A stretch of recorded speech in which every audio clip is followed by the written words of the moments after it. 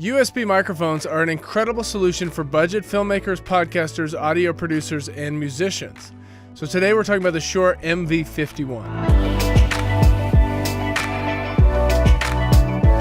Hi, my name's Oliver, and if you're new around here, I like to talk about audio for video, as well as video production and filmmaking in general. So if any of that interests you, please consider subscribing. Join the fam. I'm talking about USB mics today, and specifically the Shure MV51. When I learned about this microphone, I reached out to Shure and said, hey, I would love to get my hands on this mic and do a review of it because I think it'll be a great competitor to the Yeti and other budget USB mics out there on the market for beginners who don't necessarily want to mess with audio interfaces or recorders. Anyway, Shure responded and they sent one to me. It's just a loaner, so full disclosure, they're not paying me for this. This is completely unbiased. They did send me this microphone, but I will be returning it when I'm done. It wasn't a gift. All good on their part. I'm glad they even responded, so thank you, Shure. Put our headphones back on here. So as I said, you're hearing the MV51 right now.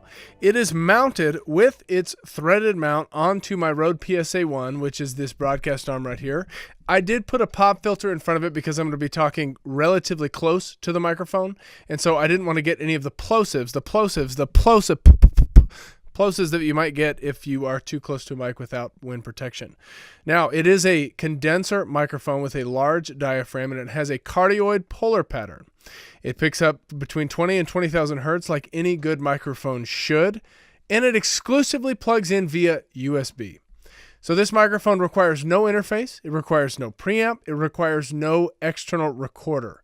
If you're trying to get into podcasting, pick up a couple of these and you will be set. I mean, just before we even compare it, just listen to my voice. This is completely unprocessed.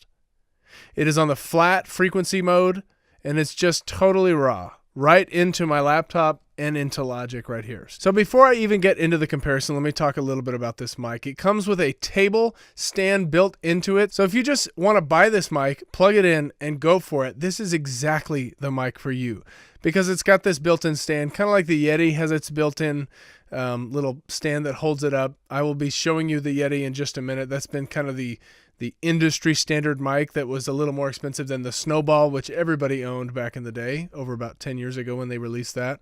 The MV51 is relatively new. I think they released it a couple years ago. So it is definitely competing with all these USB mics out there. Now, every big mic company has a USB mic, from what I can tell, from Rode to Audio-Technica to even Sennheiser, but Blue has kind of had the market for budget USB mics, and so for Shure to step in with the MV51, I'm really excited about it. Now, this mic also plugs in directly to iOS. It's got a lightning connection to go into your iPhone, which is huge as well. Some of the things about this mic, you can plug your headphones directly into the mic, monitor it right there, or you can plug right into your computer like I'm doing, monitor yourself from there. But on the front of the mic, there are different modes for recording. Now, this is important because what happens when you select between these modes is different EQ built-in settings as well as compression take effect before you go actually record it. So they do have 5 separate modes, and they're called speech mode for use in like a podcast. They've got a singing mode to do solo or group vocal performances, quiet and acoustic music,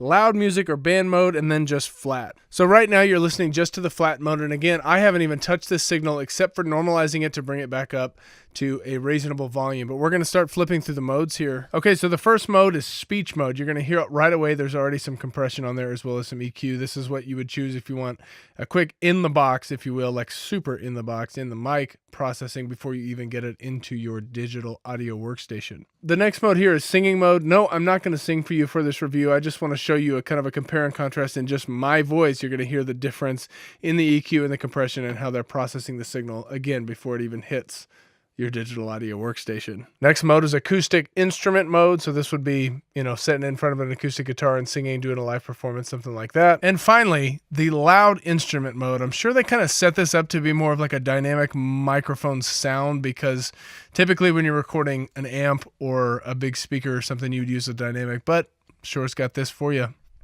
And now we're back to flat mode. This is just no processing at all, headed right into the computer. So overall, right when I unboxed this thing and started recording with it, or even just listening to it, I was completely blown away.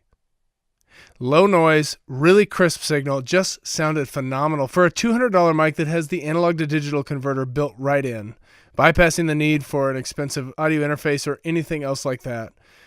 It sounded so freaking good. So I wanted to compare this $200 mic that you plug directly into the computer to my Shure SM7B, which is also made by Shure. It's one of their flagship mics for vocal applications. We're just going to kind of compare this signal to that signal, and we'll go back and forth. And then we'll also talk about the Blue Yeti and see how that one sounds in comparison to the MV51. So the first one right here, the MV51, you've been listening to it this whole time, and it's a $200 mic. So obviously we have now switched to the Blue Yeti. This is a USB mic that's kind of been the mic. For anybody doing a USB recording over the last 10 years, I feel like Blue has just had the market. I don't have stats on that, but I've just seen this mic everywhere. So many podcasters have used either the Blue Yeti or the Blue Snowball. Those were both popular USB mics way back in the day. Even I had a Snowball back in the day. I think it was 2007 or 8, I feel like. So we're just kind of comparing this signal to the MV51. USB mic shootout between this and the MV51. The Blue also comes with its own little stand as well as a little plug-in and all that kind of stuff. It's an old school USB 2 and that funny old USB crown input, but it's just because it's an old mic. There is the Yeti Pro now, and I don't have that. So now we're talking through the Shure SM7B, legendary $400 mic, into a Cloud Lifter, $150 preamplifier, into the Golden Age Pre-73 Mark II, a $250 amplifier, into the, and this is just getting excessive because I wanted to do that, into the Universal Audio 710 Twinfinity, which is a $800 preamplifier, into the Universal Audio Apollo Twin Duo Mark II, which is a $900 audio interface, into Logic. So do all that math. We have like almost a $2,500 signal chain. Let's be cool and call it $2,000. So 10 times the amount of the new USB mic by Shure, using a Shure mic and a bunch of preamps. Again, this signal is completely unprocessed, completely untouched, just like that USB mic, the MV51. You tell me, which one do you like better? This is the pro setup for pro podcasts and pro people, or people that want to be pro or headed pro. Anyway, it's a nice signal. It's one of the best you can do in the biz, but is it too excessive?